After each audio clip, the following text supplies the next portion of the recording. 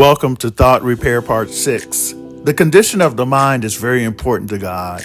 The mind is the control center. What and how we think determines who we are. Our minds make the decisions. With the decisions, we decide who is in control of us. We are controlled by either the Spirit of God or the Spirit of Satan. Yes, we are controlled by one spirit or the other. If we don't intentionally choose God, we are defaulted to the control of Satan. We are not robots, neither are we independent of one spirit or the other. We are made by God to have the Holy Spirit dwelling within. However, God gave us free will or choice. Adam and Eve sinned, which opened the door for Satan to enter and have his way. This was when we as humanity received a carnal flesh mind.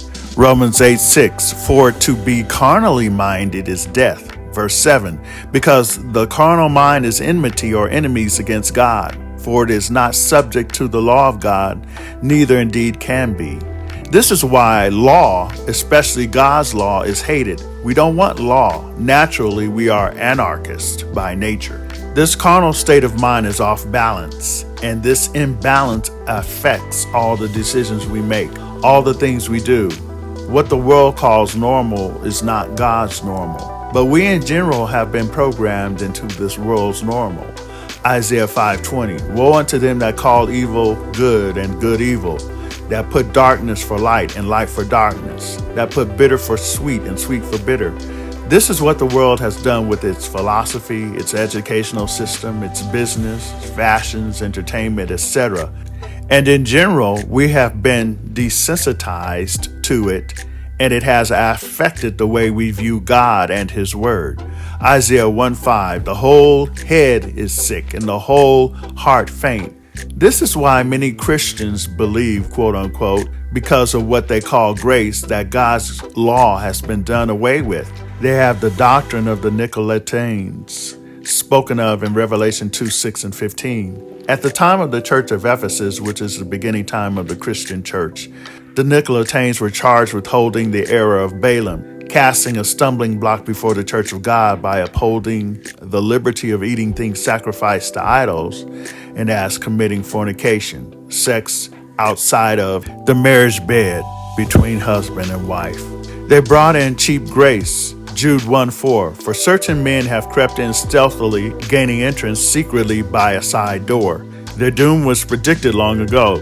Ungodly, impious, profane persons who perverted the grace, the spiritual blessing and favor of our God into lawlessness and wantonness and immorality, and disown and deny our sole Master and Lord Jesus Christ, the Messiah. Today they are saying because of grace you are at liberty to remain in disobedience to the law of God, when in fact grace is the power of God giving us forgiveness, desire, and power to obey the law of God. The grace of God makes us like Christ, who said in Psalm 40 verse 8, I delight to do thy will, O my God, yea, thy law is within my heart. Of ourselves without God we will be imbalanced at one extreme or the other. We are in one ditch or the other. We are legalistic, whether we call ourselves liberal or conservative. We encourage people to put forth their human effort to be good, to do this or that without pushing forth our need of God within to will and to do of His good pleasure. It has to be intentional and constant in our seeking and asking for the Spirit of God within. We need to emphasize our need and dependence, trust and reliance upon God, and the surrender of our wills to Him, even to be happy, to worship God. Do you know it's legalistic in our saying, y'all better praise the Lord. I don't know what is wrong with you if you don't. People have different ways of praising, which may not be your way of praising. This scripture, for God did not give us a spirit of timidity, of cowardice, of craving and cringing and fawning fear, but He has given us a spirit of power and of love and of calm and well-balanced mind, and disciplined and self-control, 2 Timothy 1:7 Amplified. The King James Version uses the word sound mind. The Greek word sophronismos, admonishing to soundness of mind, moderation and self-control. This can only be done by the Holy Spirit. The other New Testament scriptures call for soundness. This is metaphorically directing the Christian to be mentally and spiritually healthy, free from any mixture of error, and keeping the graces of the Spirit and being strong in the Spirit. In the intimate relationship with Christ, sanctification is the growth process.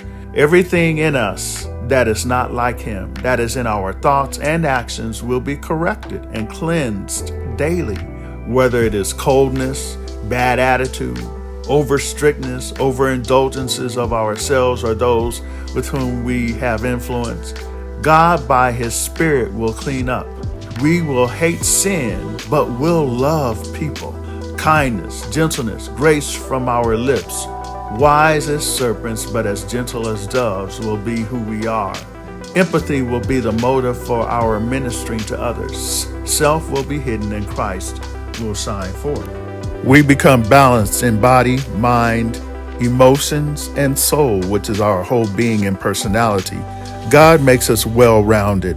As Solomon said, "To everything there is a season and a time for every matter or purpose under heaven, a time to be born and a time to die, a time to plant and a time to pluck up what is planted, a time to kill and a time to heal, a time to break down and a time to build up, a time to weep and a time to laugh, a time to mourn and a time to dance, a time to cast away stones and a time to gather stones together, a time to embrace and a time to refrain from embracing, a time to get and a time to lose, a time to keep and a time to cast away, a time to rend and a time to sow, a time to keep silence and a time to speak, a time to love and a time to hate, a time for war and a time for peace. God knows the time. And in these last hours that we are to see God continually for soundness, to know the season and time and balance for everything. Any questions or comments, please put them in the comment section. God bless you.